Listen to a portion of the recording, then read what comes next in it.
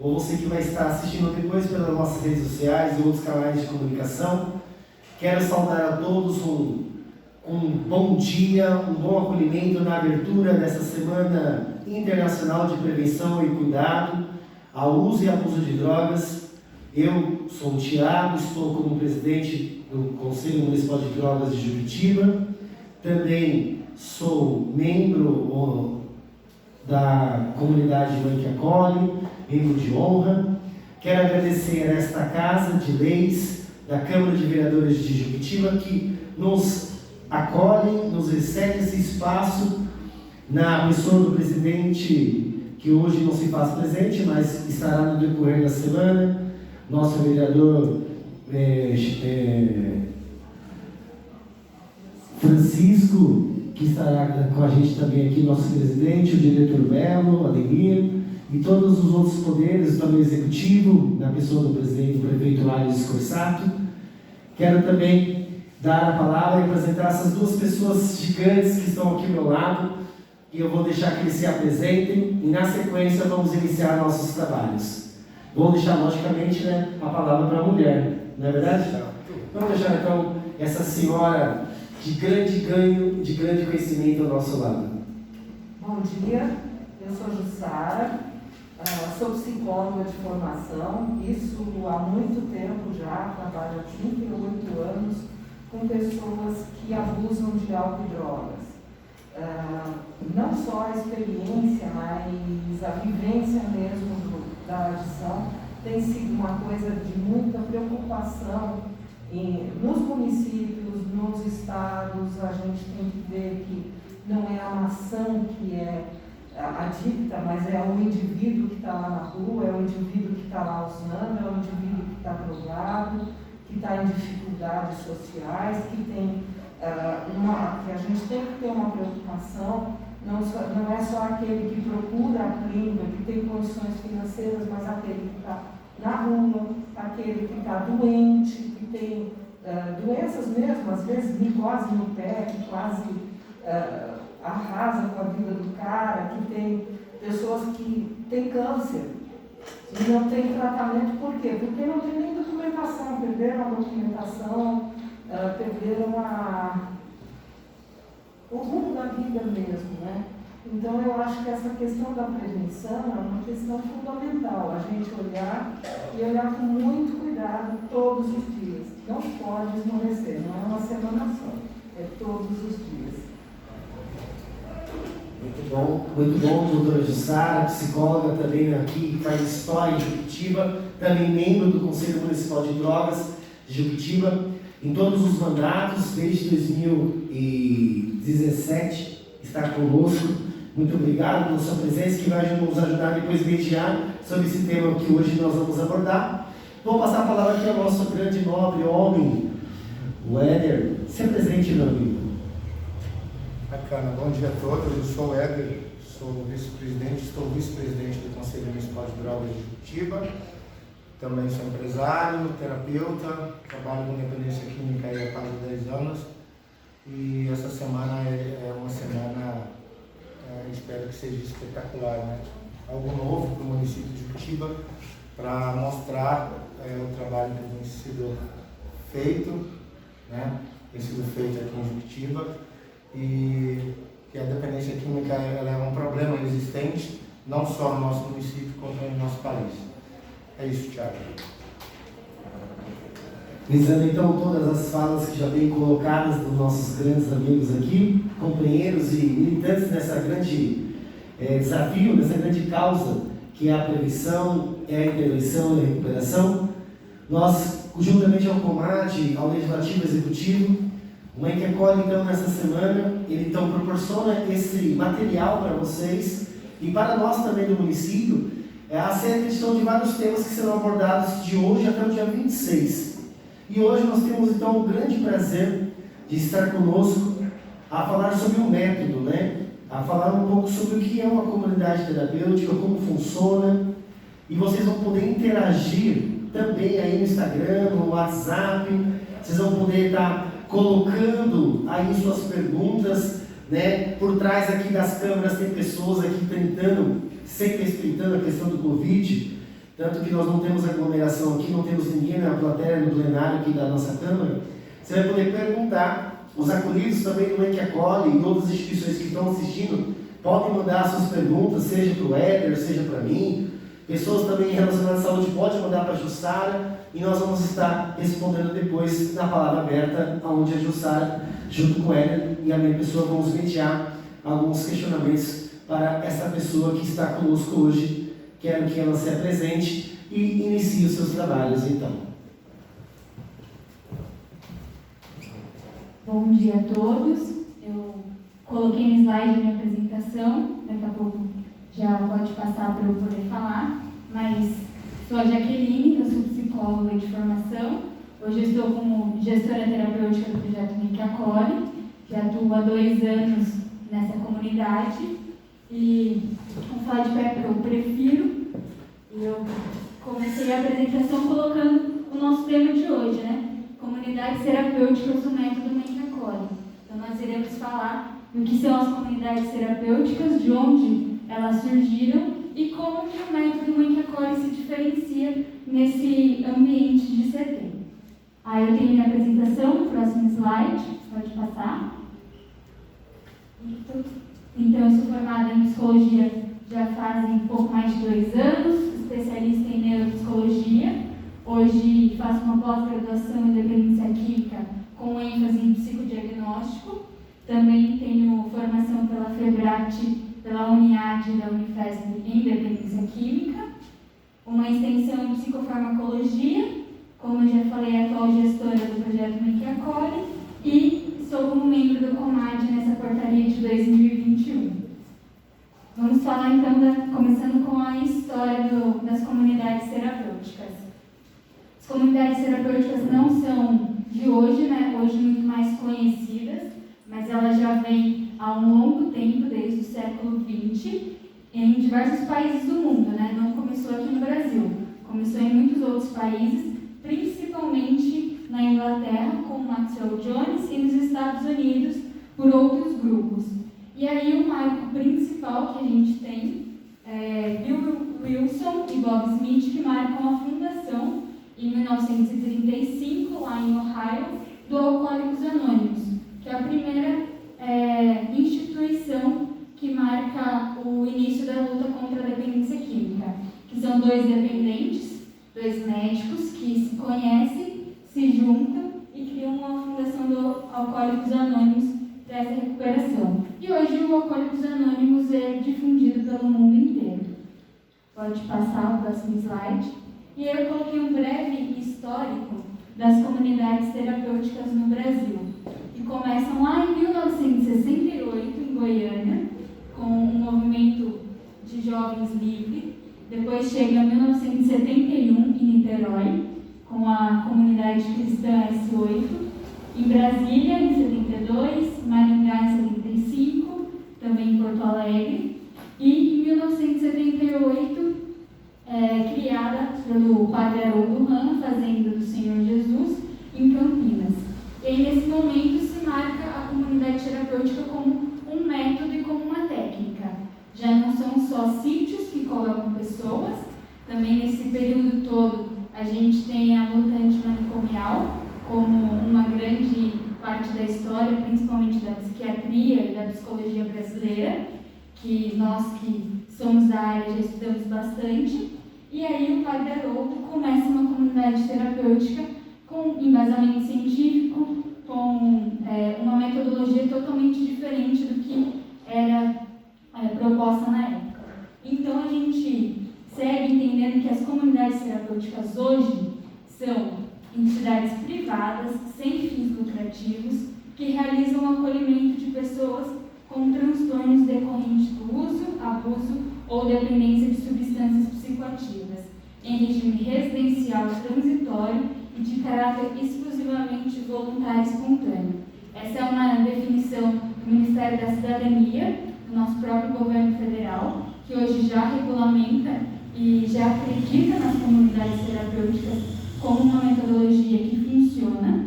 E aí são pontos muito importantes, porque eu até destaquei no texto que são comunidades em regime residencial transitório. Então não são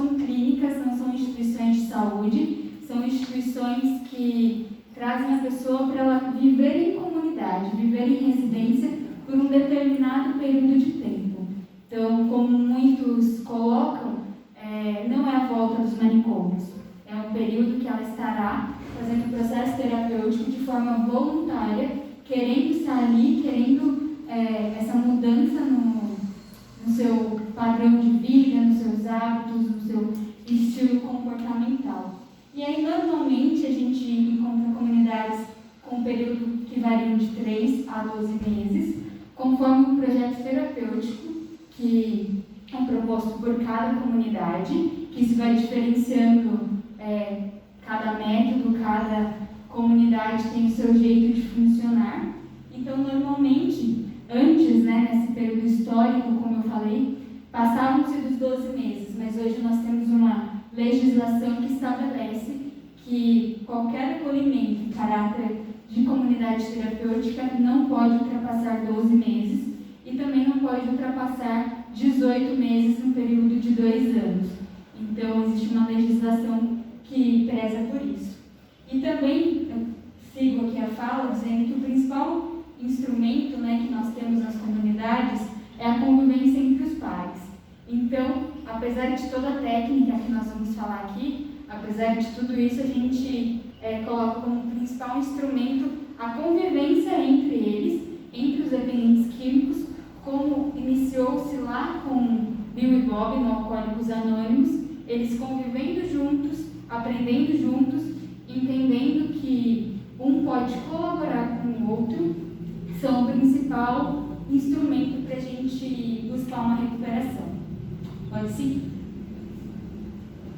E aí eu vou agora passar um vídeo que explica um pouquinho sobre essa legislação nas comunidades. Pode passar.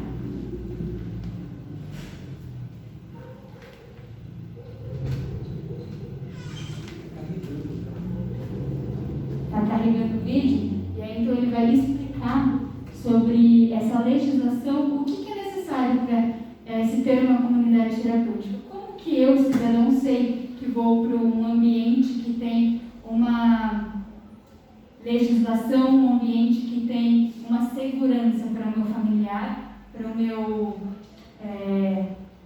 ente querido que está nessa comunidade. E aí, nesse vídeo, ele também vai explicar sobre as diretrizes da vigilância sanitária, vai explicar sobre um pouco desse ambiente. Quando carrega, deixa eu verificar aqui. É muito importante que nós possamos, você que está assistindo, você possa perguntar. Quero também agradecer não somente à Câmara de Vereadores, ao Conselho de Drogas, mas a todos que façam perguntas. Está batido. Oi, problemas com meu sobrinho. Ele se envolveu com drogas e toda a família está arrasada. Qual a situação dele? O pior já passou. Conversamos com ele, mas temos medo da recaída. O mais importante é que ele queira e aceite ajuda. Se ele não está em crise, provavelmente não vai precisar de internação. Passará por uma avaliação médica prévia e será encaminhado para acompanhamento ambulatorial. E assim que for liberado, poderá aderir a um programa de tratamento em uma comunidade terapêutica. Isso não é a mesma coisa que internação? Não. Existe a lei número 13.840 de 2019, que determina uma avaliação médica prévia. Ele só será internado em uma unidade de saúde ou hospital se o médico indicar que não houver mais recursos fora do hospital. Ah, então levamos ele a uma comunidade terapêutica. Calma, antes é preciso ter alguns cuidados importantes. E quais são eles? A comunidade terapêutica precisa estar licenciada pela vigilância sanitária. É uma garantia de que o local foi fiscalizado. A comunidade terapêutica deve ter um responsável técnico titular e um substituto, além de profissionais capacitados. Essa licença garante a existência de regras de higiene, organização e infraestrutura adequada para o acolhimento, como alojamentos, refeitório, cozinha e lavanderia coletiva, e áreas destinadas a atividades, conforme RDC número 29 de 2011 da Anvisa. E o que mais eu preciso saber? As comunidades terapêuticas devem apresentar para a vigilância um plano individual de atendimento. Ou seja, explicar como é o acolhimento e a terapia aplicada, as regras da casa, entre outras. Isso tudo é registrado em contrato firmado entre o residente e a comunidade terapêutica. Sempre que possível, a família participa da terapia junto com o residente. É importante entender que a permanência nessa comunidade é voluntária e a qualquer momento ele pode deixar de participar. E se ele tiver alguma crise? Muitas vezes ele fica inquieto, nervoso e agressivo. Se isso acontecer, a comunidade vai levá-lo ao serviço de saúde ou ao hospital de referência para que seja atendido e tratado. Quando ele receber alta, pode aderir novamente ao tratamento até o final. Entendi. A vigilância fiscaliza, orienta e regulamenta o funcionamento. Mas o residente e a família devem seguir as regras da comunidade terapêutica fazendo a sua parte. Isso, Francisco. Se tiver mais dúvidas, procure a unidade de saúde do seu bairro ou município, geralmente um Centro de Atenção Psicossocial, CAPS. Uma rápida busca pela internet sempre ajuda nessas horas. Estou torcendo por vocês. Obrigado, Júlia. Eu vou fazer isso. Espero ter ajudado. Meu ônibus chegou. Até logo. Lembre-se, trata-se de um acolhimento que busca auxiliar a recuperação e a retomada da vida social da pessoa. Então, nesse vídeo, a gente percebe o quanto que uma comunidade terapêutica tem que seguir algumas diretrizes para o seu funcionamento. Isso é muito importante, porque nós, nesse ambiente de comunidade, a gente vê muitas coisas que não são comunidades. Muitos ambientes que se dizem comunidades terapêuticas, mas que fazem um trabalho totalmente oposto ao que é proporcionado realmente para uma comunidade.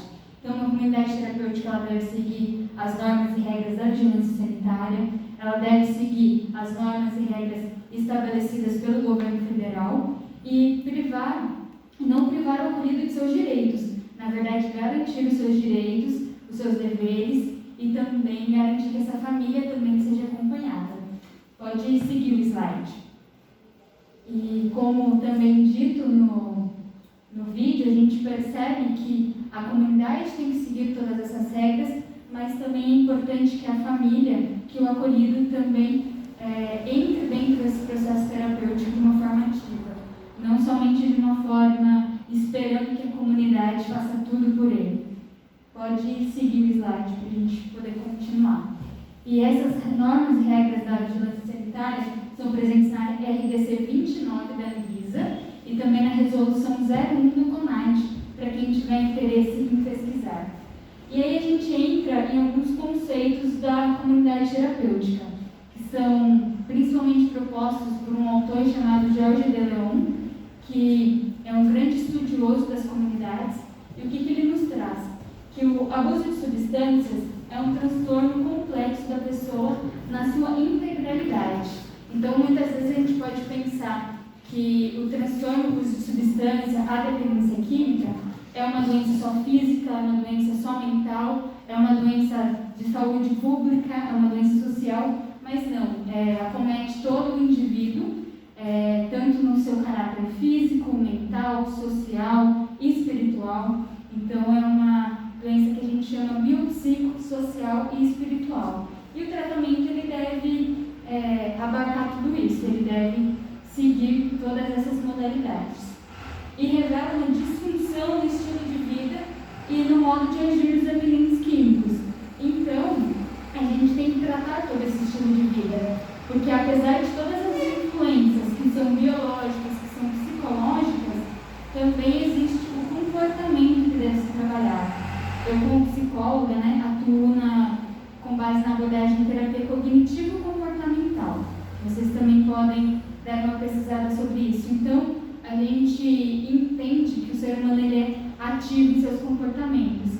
Então, eu posso trabalhar como ele enxerga esse mundo, como ele vê esse mundo, assim como o dependente químico, que não se difere tanto de nós todos, e para que a gente mude esses hábitos e realmente consiga fazer uma transformação do ser humano na sua integralidade.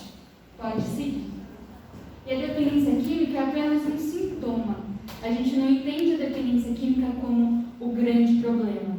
É uma pessoa que passa por diversas situações em sua vida, é uma pessoa que passa por diversos traumas, por diversas angústias, e a dependência química causa esses sintomas.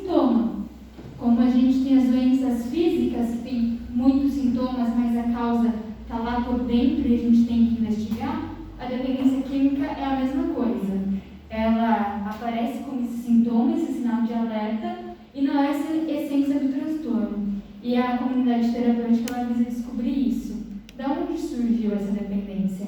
O acolhido que chega até nós hoje na comunidade é um acolhido que tem uma história de vida, é um acolhido que tem muitas situações fáceis, difíceis, muitos traumas, muitas alegrias, muita coisa essa pessoa já viveu, até o momento que ele adentra na comunidade.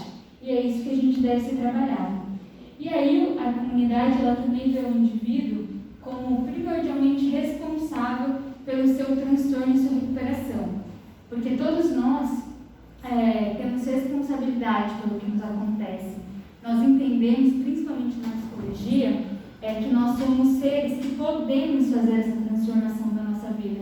Então a gente não pode ser vítima do que nos acontece. A gente não pode trabalhar o dependente químico como vítima da sua dependência, como preso a ela. Então trabalhá-lo como um ser ativo, como um ser que entende que tem uma doença, que entende que tem uma situação que lhe deve, uma ou mais situações que devem ser trabalhadas na sua vida, mas que ele é ativo tanto para estar no período de adicção ativa, estar na rua, estar fazendo uso de drogas, e também ativo na sua própria recuperação, ativo para mudar esse cenário. A gente, claro, que tem que dar diversas ferramentas para essa pessoa, mas ela tem que também se colocar como autor da sua própria história, autor da sua vida. E é isso que a gente entende também em consultório, na terapia cognitivo, que o paciente, o cliente, ele tem que ser esse autor, ele também tem que caminhar junto. Não é só a comunidade se doando ao acolhido, mas também o acolhido se doando a si mesmo. E seguindo, eu coloco que os usuários abusivos de substâncias, ele tem algumas semelhanças entre si. E aí, por isso que a comunidade como um método, ela é muito interessante, porque ele olhando que aquele transtorno não acontece só com ele, que a dependência química não acontece só com ele pode usar o outro como um espelho, usar o outro como um espelho para a mudança. Também se usa muitas vezes o outro como um espelho dos comportamentos inadequados, mas na comunidade a gente tenta ensiná-los que o outro tem que ser um espelho para a mudança. Eu olhar comportamentos que são funcionais, que funcionam, a gente nem fala na psicologia comportamento certo ou errado, comportamento funcional ou disfuncional, que funciona na minha vida e que não funciona. E é isso que ele vai aprendendo dentro do ambiente de comunidade, tanto com a equipe, que também é um outro que eu devo me inspirar, como também com os seus próprios pais, que é quem eles convivem 24 horas por dia. E aí nisso a gente considera fundamental a mudança global no estilo de vida e ressignificação da identidade do indivíduo. Porque esse indivíduo ele perde quem ele é, ele perde a sua identidade. Muitas vezes a gente escuta, eu me conheço quando estou em uso, mas eu não conheço a mim mesmo sem a substância, sem o uso de drogas. Então, essa redescoberta deve acontecer. Pode passar o slide. E aí nós temos a comunidade como um método. Como eu já falei, Jorge Dedão é um especialista internacional reconhecido com os seus estudos sobre comunidade terapêutica, e um dos seus principais livros ele coloca a comunidade terapêutica como teoria, um modelo e um método. Então, a comunidade ela é um método de tratamento. E aí ele entende essa comunidade como método, dizendo assim, que a premissa fundamental dessa abordagem é que os indivíduos mudarão se participarem plenamente de todos os papéis e atividades em comunidade. Porque a gente entende que na filosofia do aprendizado social, tem muitos autores que falam sobre isso, é que o meio modifica essa pessoa. Então, se eu estou num meio que me propicia fazer uso de drogas, provavelmente eu vou fazer uso de drogas. Se eu estou num meio que me propicia a criminalidade, provavelmente eu tenho muito mais chance de ir para a criminalidade. Se eu estou num meio que me propicia essa mudança de estilo de vida, provavelmente eu vou ser influenciado a isso, porque somos seres sociais. Então, somos seres que podemos ser influenciados por esse meio que vivemos. Então a comunidade se baseia nisso. E aí a gente segue com a comunidade terapêutica falando que ela é um ambiente que vai proporcionar um tratamento baseado nisso, baseado num método em que cada um vai proporcionar ao outro o seu próprio tratamento. Não é só as teorias, claro que elas vão ajudar, o atendimento psicológico, o atendimento social, tudo que a gente oferece, né, que aí depois eu vou explicar um pouco mais sobre o que o Mãe que Acolhe oferece, nossa comunidade, na comunidade que eu atuo, mas principalmente essa interação entre os pares, como eu já disse antes, é o primordial. E aí, em outras palavras, isso significa incentivar o sujeito a usar a comunidade terapêutica para gerar aprendizados e mudanças. Então, a própria filosofia da comunidade terapêutica é fazer com que esse acolhido tenha novos aprendizados e novas mudanças. Pode passar o slide. E aí a gente entra falando do projeto Mãe que Acolhe, que agora eu vou colocar o projeto Mãe que Acolhe como uma comunidade, que aqui no nosso município de Juquitiba é uma referência. Então, eu vou tentar falar um pouquinho sobre como que o método Mãe que Acolhe, que é um método que vou explicar como ele foi criado, pode ser utilizado nessa recuperação dos dependentes químicos. Então, o projeto Mãe que Acolhe ele é fundado em 15 de janeiro de 2007 pelo padre Valdir Rodrigues de Brito, também pelos missionários da comunidade, o Thiago aqui presente, também a Rita e outros missionários. E é localizado aqui no município de Juquitiba, numa região rural, e hoje nós estamos com quase 1.000 acolhidos, né? Estamos na marca faltando 5 acolhidos para completar os 1.000. Então, uma grande festa estar quase 1.000 pessoas que buscaram ajuda, que buscaram recuperação. Então, isso é muito importante. Apesar da distância, apesar de tudo, muitas pessoas buscam, não só o Mãe que Acolhe, mas em muitos outros lugares. Então, isso é um sinal de que a comunidade terapêutica é um método e é uma instituição que deve ser priorizada, porque nós estamos com muitas vidas, transformamos muitas vidas, né? Com certeza, essas 1.000 pessoas devem ter sentido alguma coisa. Pode não ter concluído o tratamento, mas alguma coisa deve ter recebido nesse tempo que passaram na comunidade. Pode seguir o slide. E aí eu quero falar um pouquinho de como foi criado o método, porque nós entendemos a comunidade terapêutica como um método, temos as teorias, temos o Jorge de Leon que nos fala bastante sobre isso, temos muitos autores nacionais e internacionais que estudam isso, mas uma coisa primordial de ser comunidade terapêutica é ter esse método específico, é ter o seu programa terapêutico específico a ser falado. E aí, no Mãe que Acolhe, entre 2007, na verdade, 2018, a gente vivencia esse método, vivencia os ensinamentos de Jorge de Leon, vivencia tudo que foi aprendido em comunidade. Só que chega esse momento que as legislações exigem, que o governo exige, que os programas de financiamento público exigem, que isso seja transformado em documentação, que isso seja escrito. Como é que o Mãe que Acolhe funciona? Como é que o Mãe que Acolhe recupera pessoas? Então, não cabia mais ficar só falando. Precisava se transformar tudo que era vivido em um método descritivo, em um método que as pessoas pudessem replicar também nas suas próprias vidas, que também é um dos ensinamentos que a gente tem na faculdade de psicologia, que o que a pessoa aprende em terapia é que ela possa replicar na sua vida, não só dentro do ambiente terapêutico. E aí, em 2019, nós começamos a construir esse método. Começamos a pegar tudo que era feito na comunidade e tentar buscar qual que era o fundamento científico disso. Onde que a gente pode pesquisar sobre esse método que a gente trabalha aqui. Então, a gente foi entendendo que cada ação que se existia na comunidade tinha um caráter terapêutico e tinha uma explicação teórica para isso. Porque nada pode ser feito em qualquer serviço de saúde, em qualquer serviço que busca, principalmente a saúde mental de uma pessoa, só porque eu acho que isso faz bem. Então, a gente deve, principalmente, buscar buscar entender por que isso faz bem. E foi esse processo de construção. Entre 2019 e 2020, a gente implementa e aprimora. Então, foram 2 anos de muito estudo. Eu fico muito feliz de ter participado disso, de estudar o que acontece na comunidade e como que isso transforma a vida das pessoas. Porque isso que é o mais importante, entender como que o nosso trabalho transforma a vida de alguém. E em 2021 a gente reestrutura tudo isso.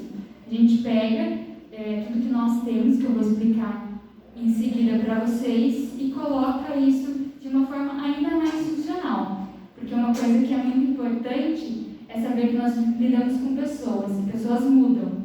Então, cada pessoa que está do nosso lado, ela pode mudar a todo momento. Principalmente uma pessoa que tem um transtorno que é característico de impulsividade, de agressividade, de muitas outras coisas, muitas características pessoais. Então, essa pessoa vai mudar. Então, se eu vivo numa comunidade que está parada lá atrás, no passado, está parada lá atrás, num método que funcionava há 50 anos atrás, eu nunca vou conseguir recuperar uma pessoa de hoje. Então, a comunidade lá do século XX, ela não serve mais no século XXI. E a comunidade do século XXI não vai servir lá na frente. Então, uma comunidade, para ela recuperar pessoas, para ela transformar a vida das pessoas, ela também tem que estar em transformação constante. Nunca posso achar que o meu método, o que eu ofereço hoje, ele vai servir para sempre. Não, ele vai ser aprimorado, ele vai ser modificado, porque a essência da comunidade é essa modificação entre as pessoas, essa interação. Então, se eu tenho um grupo que hoje me oferece uma dificuldade diferente a ser enfrentada, eu tenho que parar, pensar e entender como é que o meu método vai lidar com essa dificuldade nova.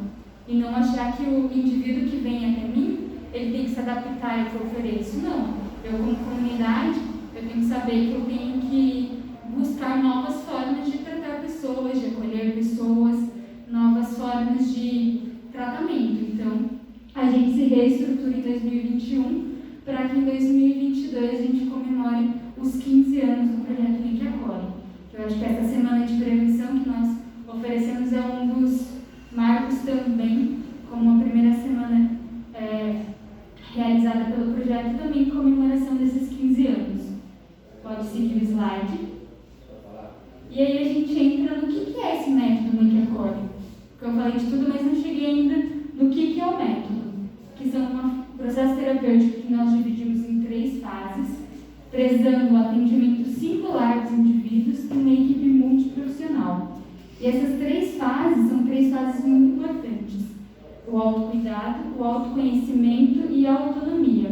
E eu coloquei essa forma toda integrada porque a gente não, apesar de dividir teoricamente em 3 fases, isso acontece a todo tempo. Essas 3 fases, elas, muitos momentos eu vou estar vivendo a fase do autocuidado, mas também da autonomia e do autoconhecimento no meio de tudo isso. Então, elas são integradas entre si. Elas não são uma coisa primeiro e uma outra coisa depois. As 3 coisas acontecem juntas, apesar de que a gente tem essa divisão teórica, até mesmo para conseguir o aprendizado para os acolhidos e para a nossa equipe. E aí, essas 3 fases também, nós entendemos que elas não acontecem somente no ambiente de uma comunidade terapêutica. Eu, como psicóloga, entendo que são fases que qualquer ser humano vivencia. Qualquer ser humano tem que buscar esses 3 pilares. São 3 A's que a gente tem que levar para a nossa vida toda. Os acolhidos, eles falam para a gente, eu vou viver os meus 3 A's lá fora. Mas todos nós temos que viver esses 3 A's. Viver o nosso autocuidado, a nossa autoestima, nosso autoconhecimento e nossa autonomia todos os dias na nossa vida.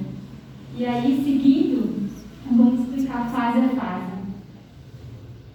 A fase 1 do autocuidado é quando essa pessoa chega no Link Acolhe, a gente entende que ela vai chegar sem os seus hábitos organizados, ela vai chegar numa fase que ela vai estar desestruturada, tanto emocionalmente como fisicamente, vai estar desestruturada e de uma forma que ela vai precisar de uma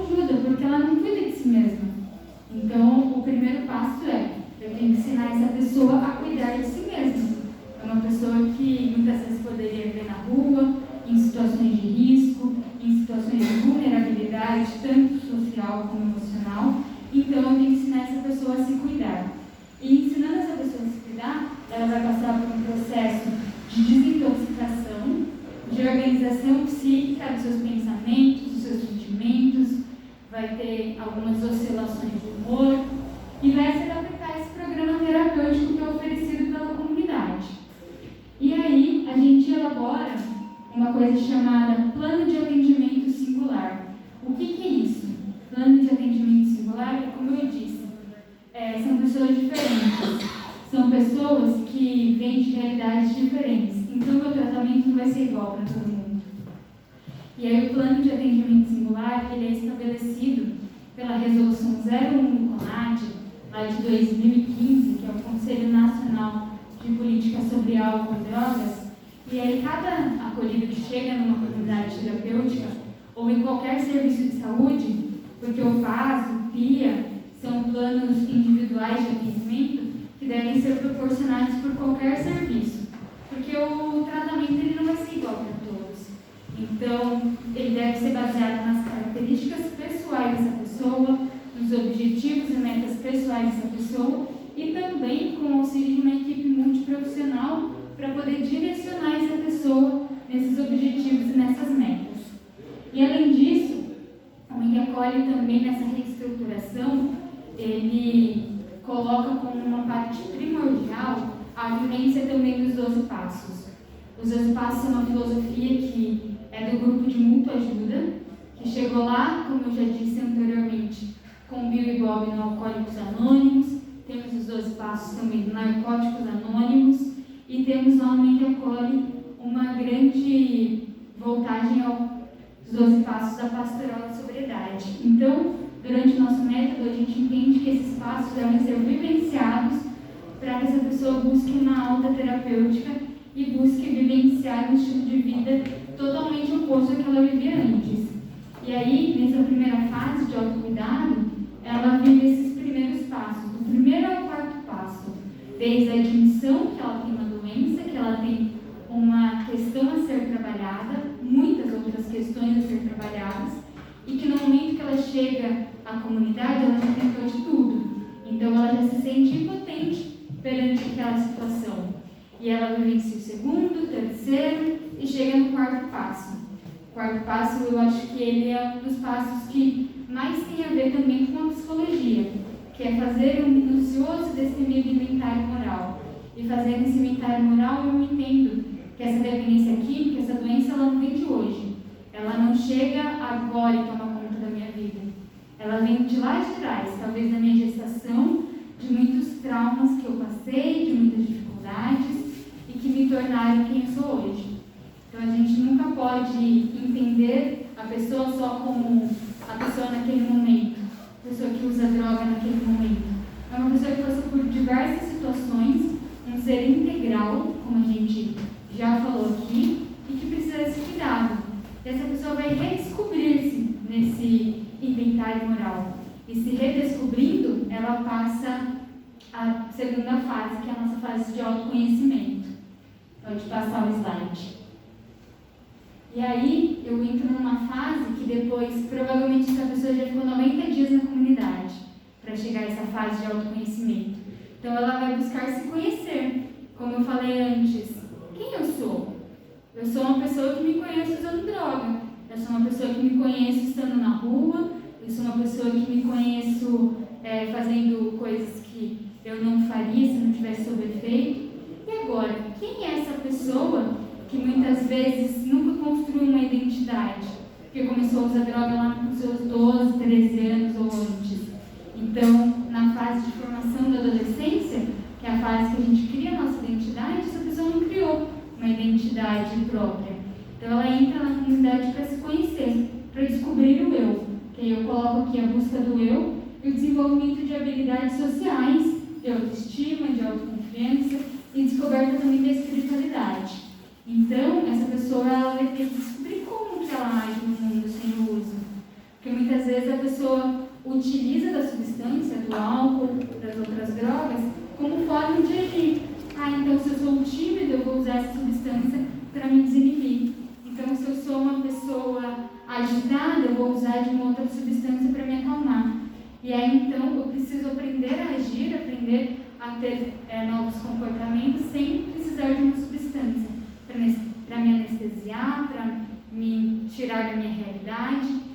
Então, essa busca do eu descobrir quem eu sou, o que eu gosto, o que eu não gosto, o que eu quero ou não fazer na minha vida, quais são os meus sonhos. Então, é uma das fases mais importantes que a gente tem. E que ela não termina quando a pessoa sai. Como eu falei, ela vai estar no decorrer da nossa vida. Todos nós precisamos passar por esse processo de autoconhecimento. Eu acho que todos passando por esse processo de autoconhecimento vamos descobrir muito mais de nós mesmos do que nós achamos que sabemos. Eu não coloquei aqui, mas muitas vezes a gente utiliza uma metáfora que é um iceberg. A gente vê uma parte dele, mas submersa existem muito mais coisas. Então é isso que a gente busca na comunidade. Não ver só a ponta do iceberg, ver tudo que tem lá embaixo. Então a pessoa vai se redescobrindo e descobrindo que ela é muito mais do que ela imagina ser. E aí a gente começa a elaboração de um plano de prevenção à recaída, porque essa pessoa precisa criar estratégias para ela não voltar a esse ambiente de uso, para ela não voltar a estar em risco para fazer novamente o uso da substância. E não só não fazer o uso da substância, mas também que seus comportamentos sejam comportamentos de sobriedade. Porque a gente busca esse conceito que é a sobriedade, não somente a abstinência de drogas. Então, o Mãe que Acolhe, ele nunca vai colocar como primordial a pessoa estar em abstinência de drogas. A pessoa ela precisa estar em sobriedade. Então, a pessoa precisa estar em sobriedade em pensamentos, em comportamentos, em atitudes, buscando uma qualidade de vida tanto física como mental, como espiritual, e assim também, em consequência disso, não usar drogas. Então, as drogas acabam sendo apenas uma consequência de todo um estilo de vida saudável. E aí, a gente vivencia do 5º ao 9º passo. E o 8º e o 9º passo, nessa filosofia dos grupos de muita ajuda, eles são passos de reparação. Então, eu vivi uma vida que tive muito sofrimento e causei muito sofrimento. Então, para eu elaborar isso, para eu ressignificar isso, eu preciso fazer reparação, tanto comigo mesmo quanto com o outro. Então, são coisas que são importantes e a gente percebe quanto que esses passos, eles caminham junto com esse método, caminham junto com esse período de tratamento oferecido no Mãe que Acolhe. E aí, fazendo essa reparação, eu entro na 3ª fase, que é a fase da autonomia. Pode seguir o slide.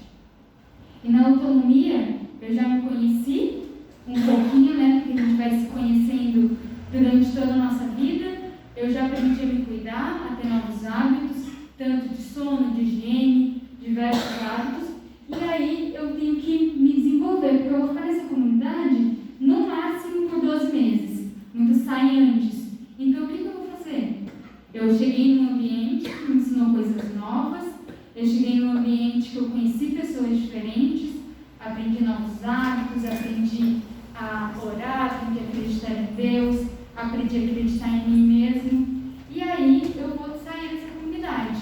Então eu preciso desenvolver minha autonomia, ser responsável pelos meus atos e também responsável pela minha recuperação. E aí nessa fase de autonomia, tem o foco na reintegração social, construção do plano de vida e a vivência do 10º ao 12º passo. Tem até algumas fotos das nossas atividades, e aí cada atividade que a gente proporciona é uma atividade que visa essa autonomia. E a autonomia, a gente muitas vezes pensa, a autonomia é ter um trabalho, a autonomia é ter uma moradia, não. A autonomia é no nosso dia a dia. Eu vou aprender a lavar minha própria roupa, eu vou aprender a cozinhar meu próprio alimento, eu vou aprender a buscar o meu sustento, sim. Então, tudo isso é desenvolvimento de autonomia.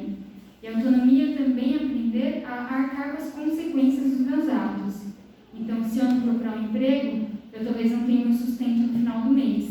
Então, um ser que é autônomo, que ele também é autor da sua história, ele é um ser que arca com essas consequências. E esse é um grande ensinamento que a comunidade traz. Arcar com as consequências, ser um ser responsável, tanto pelo que eu faço, como também pelas coisas que eu prefiro não fazer. E também ser autônomo nas minhas decisões de criar esse plano de vida, criar esse plano de prevenção à recaída. A vivência do 10º ao 12º passo é a vivência dos inventários diários. Saber que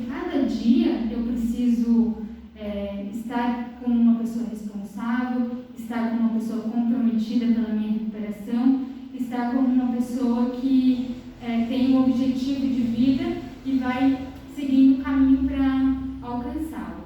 Porque muitas vezes a gente encontra, principalmente na área da dependência química, pessoas que buscam esse imediatismo, que querem tudo para ontem.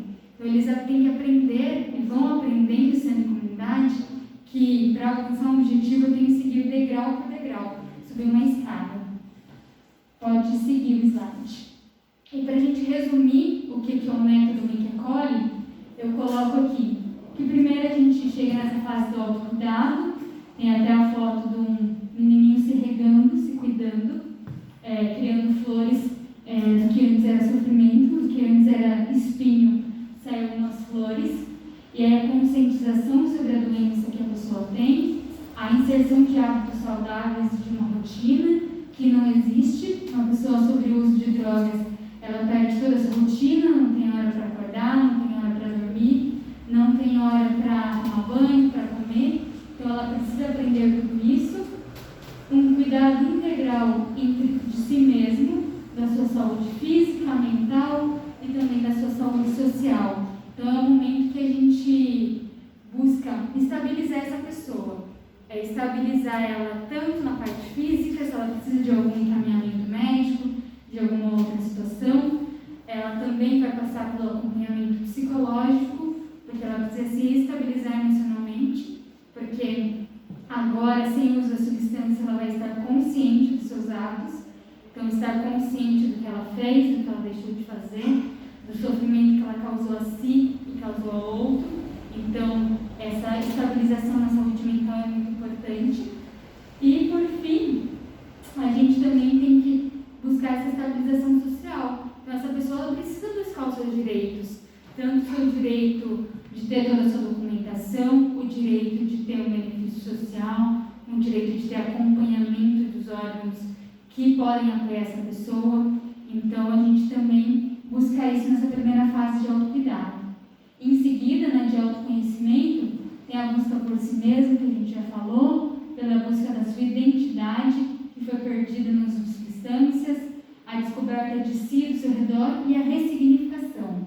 Eu acho que essa palavra ela é muito importante no ambiente de uma comunidade terapêutica, que eu aprendi a viver de um jeito, então eu tenho que dar um novo significado a isso. Ressignificar é dar um novo significado. Então toda essa minha vida, todo esse meu aprendizado que eu tive antes de chegar na comunidade, eu tenho que dar um novo significado. E aí a gente busca a reintegração social na fase da autonomia, busca pelo seu autossustento, por sua moradia, fortalecimento da sua rede protetiva e dos seus vínculos, que também é uma parte muito importante. Em tudo isso, a gente tem que buscar esse fortalecimento do vínculo.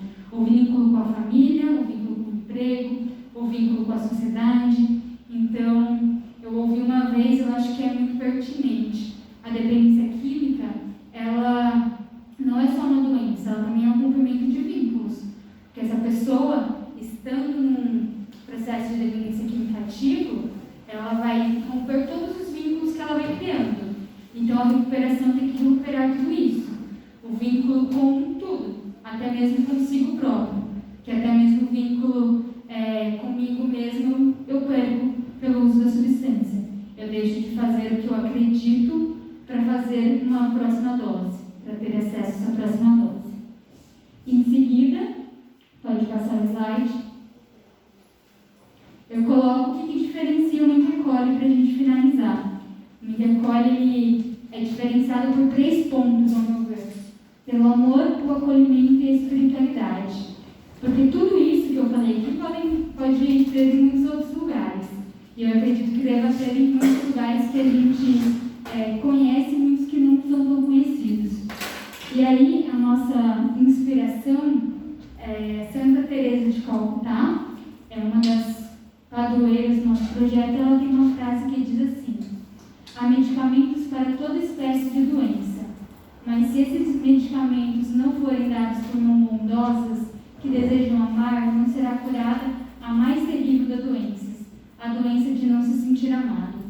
Então eu posso oferecer tudo, eu posso ter o melhor profissional, eu posso ter o melhor psicólogo, o melhor médico, o melhor assistente social, mas se eu não não oferecer isso com amor, com empatia, acolhimento e também com espiritualidade, que é o que a gente acredita, eu posso curar até dependência química, mas eu deixo um vazio que é essa doença que ela fala, que é a doença de não se sentir amado.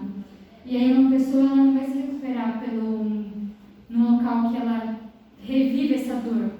Ela tem que se recuperar num local que ela vai redescobrir esse amor, redescobrir algo que ela perdeu, que é possível se sentir amado, que é possível não viver mais essa dor. Ela vai se sentir, vai ter a dor, o processo terapêutico ele vai causar a dor, mas ele não precisa ser baseado nessa dor. Ele vai doer, porque a mudança ela mexe com a gente, ela dói, mas o amor vai curar todas essas feridas. E aí eu finalizo a minha apresentação com essa campanha que é estadual, também internacional. A campanha estadual de prevenção ao uso de drogas diz que prevenir é um ato de amor. Então, baseia-se muito no que a gente acredita no Mãe que Acolhe, que eu não preciso combater as drogas, eu não preciso ir numa luta contra isso, eu não preciso causar mais dor, mais sofrimento. Eu preciso amar, e amando a gente previne o uso de substância, e amando a gente recupera as pessoas que já entraram nesse meio. E eu finalizo a minha apresentação, acho que deixando os meus contatos, agradecendo vocês.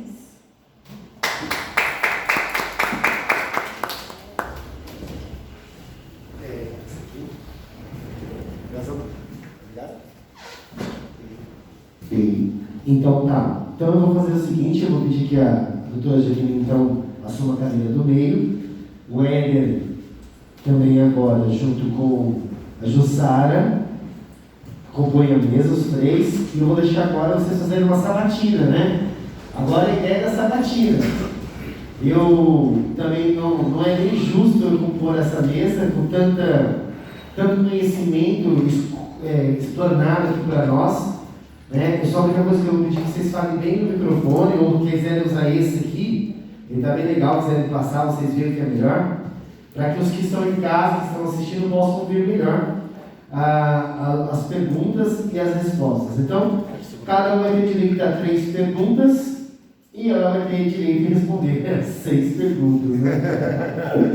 Né? Deixa ela tomar um fôlego lá. Enquanto isso, quero agradecer mais uma vez ao presidente da Casa de Leite de Curitiba, o governador Francisco Vitorino, que tem sempre nos acolhido. Essa Casa de Lei, desde quando fundamos o Comad, tem nos acolhido. Também quero agradecer ao prefeito Ares Corsato, ao governo municipal executivo, que tem ajudado, que tem apoiado essa regulamentação, a doutora Iovan, secretária de saúde dessa cidade, que também tem apostado nas comunidades terapêuticas. Quero também agradecer aos comerciantes que também proporcionaram, né, um coffee break, que está aqui por trás, vocês não viram, mas tem ali bastante coisa gostosa, né? E no final, com certeza, vamos mencionar os nomes deles todos para que nós possamos errar e esquecer de ninguém. E também quero agradecer à cidade de Juquitiba e a todos que assistem, porque se Juquitiba hoje temos 23 comunidades terapêuticas hoje em processo, temos comunidades legalizadas, é porque de algum momento essa cidade acolheu de braços abertos esses projetos.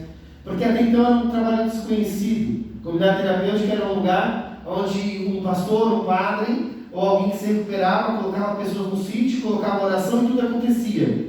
E hoje a gente consegue ver que desde as suas trajetórias da fundação, a comunidade terapêutica é um serviço tipificado nacionalmente, que tem financiamento, que tem também reconhecimento e o mais legal de tudo, que tem resultado. Se não tivesse as comunidades terapêuticas, aonde estariam esses homens? E eu posso dizer de 1000 acolhimentos. O Éder, na comunidade dele, mais um tanto. A Jussara, que já passou por tantas comunidades trabalhando, ver a importância desse trabalho. Eu quero, então, abrir a pergunta com uma só pergunta. Então, você 7. Tá? Bom. É justo, né? Quero também deixar vocês aí, depois vocês podem parabenizar a doutora Jaqueline, que hoje completa 26 anos de vida, né? Hoje é aniversário dela.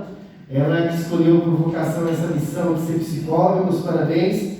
Quero agradecer a toda a minha equipe também que se dispõe aqui atrás, meus gestores, para fazer acontecer também as coisas.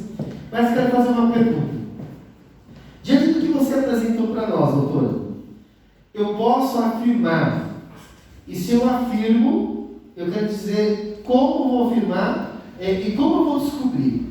Então eu posso dizer que o método, ele nada mais que é o caráter de uma comunidade terapêutica, que seria essa a ideia, ou o método de uma comunidade terapêutica é só uma ideia de acolhimento. Ou posso afirmar mesmo que é o caráter. Como que eu desenvolvo um caráter, uma personalidade dentro de uma comunidade terapêutica? E aí eu vou deixar aqui, vou sair de cena para ela responder.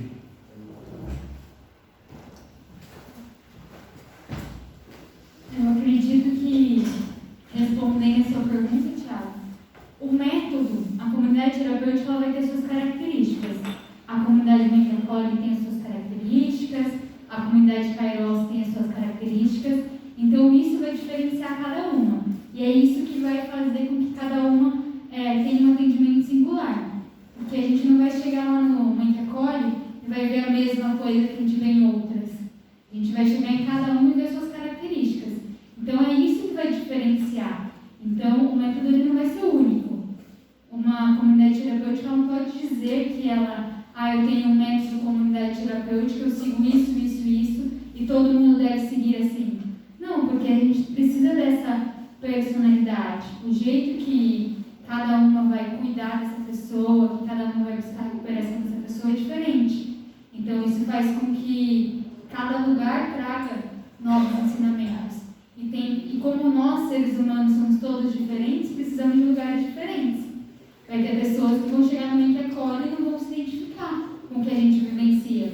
Outras pessoas vão chegar lá num outro tipo de internação, num hospital, numa outra clínica, que não vão se identificar. Muitas vezes eu já até cheguei a ver, por exemplo, até em congressos falando, a comunidade involuntária me salvou. Ela se identificou com aquele meio de tratamento. E pode ser que outras pessoas aquilo possa ser um momento que não tenha tanta identificação. Então eu acho que o método é isso, é cada comunidade utilizar as suas características pessoais para cuidar de pessoas. E cuidar de pessoas é algo que é muito interno do ser humano. Nem todo mundo tem esse dom, nem todo mundo consegue desenvolver isso. E aí a comunidade vai desenvolvendo com esse caráter de acolhimento, de cuidado, de empatia, com todas essas características. E cada um vai ter seu jeitinho de cuidar. Sara, fica à vontade, doutora. Fica à vontade. Bom, Jaqueline, a gente está falando aqui de prevenção, né? Eu fiquei muito feliz quando você falou sobre o projeto singular, porque todo o tratamento de saúde mental hoje dentro do SUS se baseia no projeto terapêutico singular de cada pessoa, tanto a nível de internações involuntárias, internações voluntárias. Hoje nós não temos mais manicômios, mas temos as internações por um tempo limitado, a gente tem tudo isso. Isso me deixou muito feliz, porque eu acho que é por aí mesmo. A gente está em consonância, não só as comunidades, como o SUS também. Eu trabalho para o SUS, né? Mas eu estava aqui pensando, enquanto você falava, eu trabalhei em comunidade durante muito tempo, eu nem sei quantos anos. Porque quando você nasceu, eu já era psicóloga há um tempo. Mas eu estava pensando aqui, nós fizemos, acho que foi em 2019, a gente até falou nas reuniões do conselho, a gente fez um levantamento empírico. Uma coisa que a gente tinha que fazer um levantamento para uma outra coisa, a gente aproveitou os agentes de saúde e fez um levantamento. A gente viu que no município, 56% da população usa álcool regularmente. E o grande problema do vício são crianças de 10 a 12 anos, que é quando começa. A gente está falando de prevenção, né? A gente pode, alguns desses adolescentes vão usar álcool mais tarde com persistência. Vão desenvolver um transtorno. Mas a grande maioria talvez não, mas enfim, isso é oferecido. Então eu estava pensando, se as comunidades, e não falo aí da mãe católica, mas todo mundo que mexe com isso, se não poderia ser um processo contínuo de prevenção para essas crianças, em torno do conselho, em torno das comunidades, enfim, mas que não fosse, que fosse feito um projeto singular para o município. Eu concordo plenamente, porque a gente percebe que os nossos usuários lá da comunidade são pessoas que, com essa idade, com seus 12, 13 anos, e cada vez mais antes, experimentam, né, as substâncias. E a gente está vendo nos estudos que quanto antes essa pessoa começa o uso tanto do álcool ou de outras drogas, mais prejuízo ela vai ter, mais dificuldade, tanto cognitiva como comportamental. E aí a gente, tendo esse plano, eu acho que ele é muito funcional, porque a gente visa prevenir com que essa pessoa vá chegar num estágio de dependência química, porque é uma doença progressiva, que no começo realmente ela vai só experimentar, e aí depois ela vai começar a fazer uso abusivo, e daqui a pouco, e chega um determinado momento que ela já chega no estágio que é a dependente química. Então esse alerta deve existir. Se, por exemplo, o álcool é de livre acesso, de livre, por mais que a gente tenha uma política que diz que proíbe a venda para menores de 18 anos, que proíbe algumas coisas, a gente sabe que ainda mais na nossa realidade do município, as pessoas consomem cada vez mais e cada vez mais cedo. Então, é muito importante que a gente pense também nos filhos dessas pessoas. A gente também percebe que muitos que a gente atende na comunidade, muitos homens que já estão lá por um quadro de dependência, têm filhos que também já estão começando, né, o uso de substância, tanto do álcool como do cigarro, também já fazem uso de drogas com outro caráter de dependência, da cocaína, da maconha e de outras substâncias. Então, eu acho que é muito importante a gente pensar não só em quem já está na comunidade, mas também nas crianças que estão lá e podem vir a ser dependentes químicos. E aí a gente sabe que, tendo essa luta contra isso, a gente pode prevenir. Eu acho que é muito importante esse caráter de prevenção e não só de ação quando a pessoa já é dependente. Muito bom aí a resposta da Jaqueline.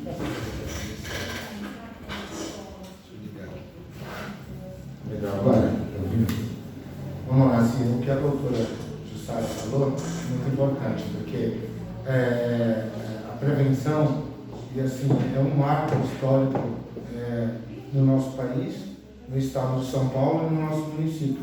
Eu na condição de vice-presidente do Comad, a ideia do Conselho, em reunião com o Thiago, é levar em âmbito de prevenção no município, ou seja, essa semana que vamos estar aqui na Câmara Municipal, falando sobre o assunto dependência química, falando sobre a realidade do problema, que existe o problema, que os jovens começam aí entre os 10 e os 12 anos a ter acesso ao álcool, que é um problema existente no nosso município, que as comunidades terapêuticas estão sim para tratar aqueles acolhidos, aquelas pessoas que já se tornaram dependentes químicos, que em algum estágio da sua vida ele despertou ali a novidade da dependência química.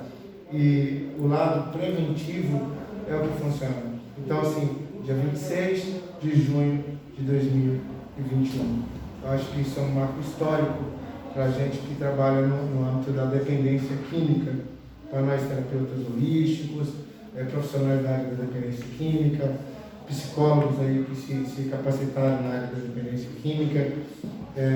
Para mim é um passo extraordinário vivenciar, participar disso dentro do nosso município.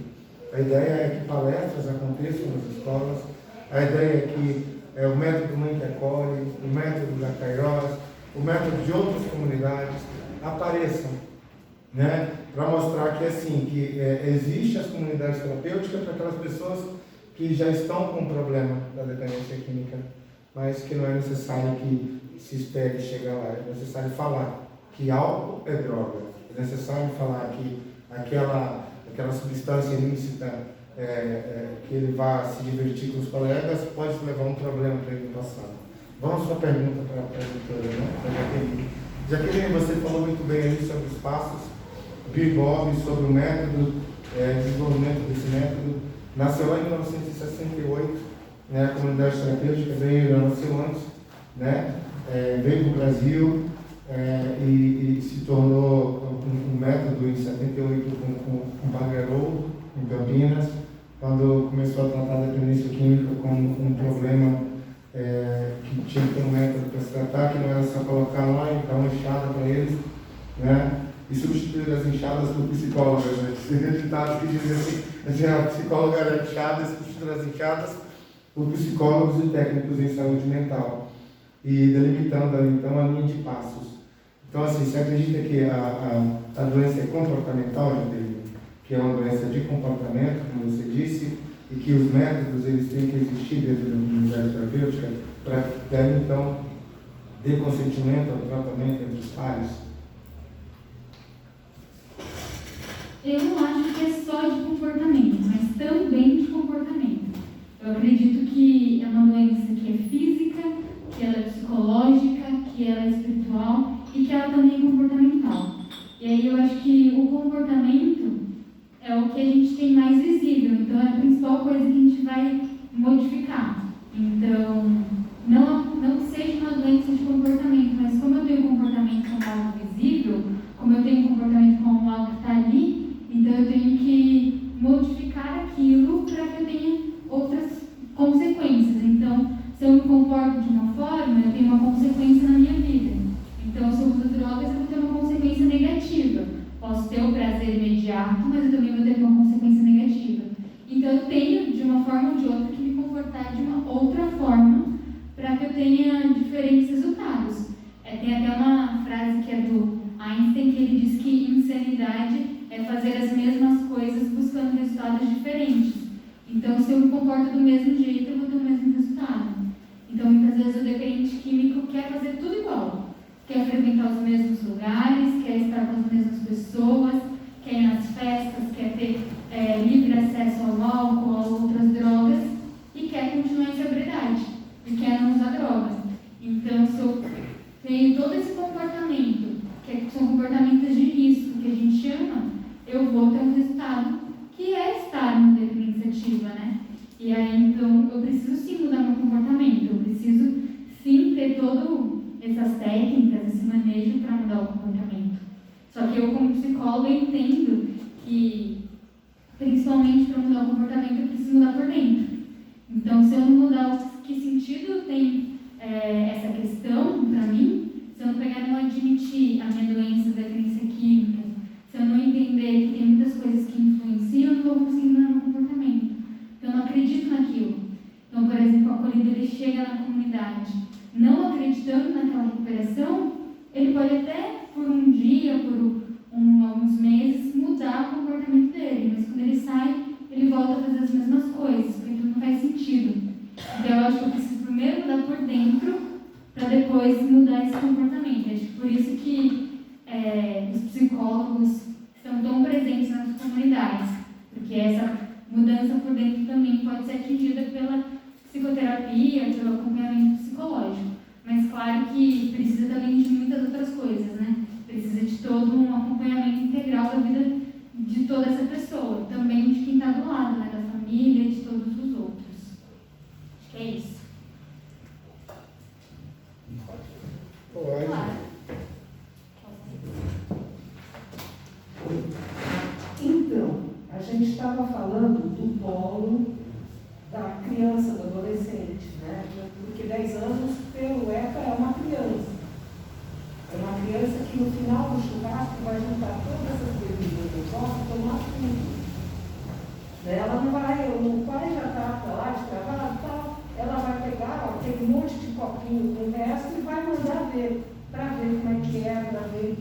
Então, tem ali, você tem razão, eu sou psicanalista de formação, mas tem um processo comportamental importante, uma propaganda legal. Agora, a minha pergunta se refere ao outro polo, o idoso. Eu trabalho com saúde mental faz 38 anos e o idoso nunca é um problema. O idoso é uma margem. O idoso ele está na comunidade há tanto tempo que ele é um morador.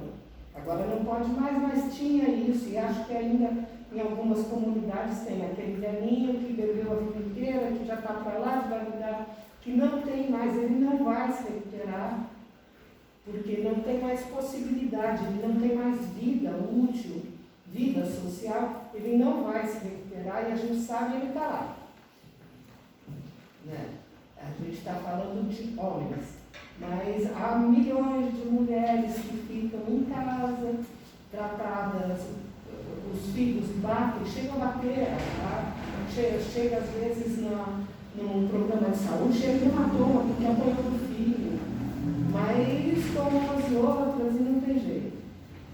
Então, essa parcela da comunidade é uma parcela, não digo significativa, mas eu acho que chutando assim, são os 10% da nossa população de adictos, principalmente entre as mulheres, as viúvas, que não conseguem mais se colocar na sociedade e acabam usando algo muito alto e às vezes muito cigarro. Eu tenho muito problema de nicotina. Então, para a gente pensar, e não é nem uma pergunta, é para a gente pensar, essa fatia da sociedade, o que a gente pode fazer? Tanto em âmbito da saúde do SUS, como em âmbito das comunidades, das clínicas, do processo antimanicomial. A gente não vai botar a velhinha no manicômio e deixar ela até morrer. Né? Como é que a gente pode conseguir isso? Eu acho que é muito pertinente falar disso, porque é uma realidade que a gente muitas vezes encontra casos que a gente fala, nossa, mas essa pessoa não vai se recuperar. Olha que idade que ela tem, o tanto de anos de uso. Quantos senhores, né? Em 60 anos de idade, 50 anos de uso. Então, muito mais. Tem um pedaço do pé, não muda mais porque não consegue. Uma grande parte da sua vida é de uso de substância. E principalmente do álcool. Que como a Eder falou muito bem, que é uma droga. A gente não pode esquecer, achar que álcool, cigarro não é droga. É droga tanto quanto, causa dependência tanto quanto. Eu incluo nessa dificuldade da questão dos idosos, a dificuldade que a gente percebe. Eu tenho uma especialização em neuropsicologia. E a gente vê o quanto que o álcool, principalmente o álcool, pode causar os danos cognitivos. Então, a pessoa que chega lá com seus 60 anos de idade e tem 50 anos de uso, ela pode desenvolver uma demência alcoólica. Então, é muito mais difícil de se recuperar. Então, como você bem disse, muitas vezes não tem essas possibilidades. E a gente aqui, por exemplo, num município pequeno como Juquitiba, sem tanto acesso a diversos serviços de saúde, essa pessoa não vai conseguir fazer uma reabilitação cognitiva, ter acesso a um neurologista, ter um acesso contínuo a esse tratamento. Então, acho que é uma questão também de pensar, são os dois polos. A criança que vai começar esse uso, e talvez seja muito mais fácil, né, ter essa abordagem, e também a pessoa que vai chegar no final da sua vida com uma depressão, muitas vezes, com os prejuízos cognitivos causados pelo uso de substâncias, sem os seus vínculos, porque normalmente eles se perdem, já ou são viúvos, ou já se separaram, os filhos já seguiram sua vida, já deixaram a pessoa. Então, é uma reflexão muito importante. O que fazer com essas pessoas? Porque muitas vezes as pessoas pensam que a solução é colocar lá no asilo, hoje no ILPI, e vou me livrar do problema, aguardar com que esse problema ele cesse, né, quando essa pessoa vir a falecer. Mas não é esse nosso olhar. Nosso olhar de saúde mental é saber que esse sofrimento ele vai levando até o final dessa vida. E a gente tem que cuidar desse sofrimento, porque esse idoso, ele também é uma pessoa que tem uma história de vida, ele também é uma pessoa que tem diversas coisas boas que fez, diversas coisas ruins, e que precisa ser olhado com cuidado. E por isso que eu acho que esse plano de atendimento, como a gente tinha falado antes, tem que ser singular. Então, eu vou saber que eu recebi uma pessoa com determinada idade, com determinadas características, com os vínculos rompidos ou fragilizados, eu tenho que buscar, e aí, nesse momento, buscar com agilidade, porque não dá para esperar só o tempo passar, tentar fazer pelo menos a diferença para deixar que essa vida seja um pouco mais confortável. Talvez eu não vou ter grandes ganhos nesse caso, mas o grande ganho talvez seja o acolhimento, a empatia, estar num lugar que realmente possa ser cuidado e não pensar numa lógica de institucionalização, né? De pensar nessa lógica manicomial que a gente já viveu por muitos anos. Pensar numa lógica mais de cuidado, de acolhimento. Mas é uma grande questão para a gente refletir. Os dois lados, tanto a prevenção lá na infância, como essa questão do tratamento quando a pessoa já chegou à terceira idade, já chegou a ser idoso. Não, eu quero só ajudar aqui. Vamos lá. Muito interessante o que a doutora Jussara falou sobre o polo do idoso, né? Mais interessante ainda é lembrarmos que essa semana aqui que vai acontecer, ela é justamente para isso, para informação, para levar informação à população, para aquelas pessoas que estão assistindo agora saberem que a dependência química é um problema, saber que a Comad existe no município de Juquitiba, saber que a Mãe que Acolhe tem um método que vem funcionando há 15 anos, ano que vem, né? E para desmistificar algumas coisas. Por exemplo, a criança que começa dos 10 aos 12 anos, o que podemos fazer? Como ajudar essa pessoa que está lá na escola fazendo a prevenção? Um marco histórico, dia 26 de junho de 2021, datado como um dia de prevenção ao uso abusivo e o tráfico de drogas ilícitas. Bacana. Em Juquitiba, esse marco histórico, uma semana para poder falar com a população, na Câmara de Vereadores do município, desse problema que existe comunidades atuando e que existe um conselho municipal atuante. O idoso, ele chega na comunidade terapêutica, é feito PIA, paz desse acolhimento, de 3 a 12 meses. Não existe a possibilidade, não tem que ficar. Se ficou, está errado. É por isso que o Comad nasceu, é por isso que o Tiago, que estamos orientando as pessoas que querem trabalhar de forma assertiva, não é manicômio. Asilo, casa de repouso. Passou dos 65 anos, casa de repouso. Se a família está ali, que vá para uma casa de repouso. A comunidade terapêutica, quando foi criada lá, como base, que a própria Jaqueline disse, existe ali regras e normas e tem que ser apresentada a vigilância sanitária. A comunidade do município, você vai atuar até que idade? Dos 18 aos 63 anos de idade. Se está com 64, não pode estar ali. Ela tem que ir para o local, aquele idoso que passa, e a casa de repouso vai oferecer desde o auxílio clínico ao auxílio psicológico. A comunidade terapêutica ela tem que ir para cá. Mas não é a realidade do município. Por isso que temos 23 comunidades no município e somente 3 regularizadas. E o caminho é esse: orientar essas comunidades terapêuticas que não estão fazendo o caminho certo a fazerem, porque só assim vai dar certo.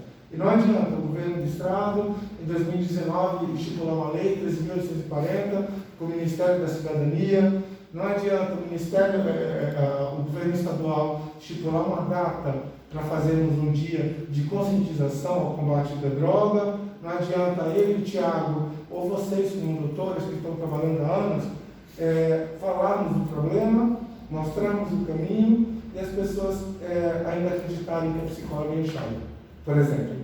Sabe? Então, assim, o trabalho tem que ser feito. O idoso, o pobre da criança e do adolescente, aquilo que eu e o Tiago estamos batendo na tecla.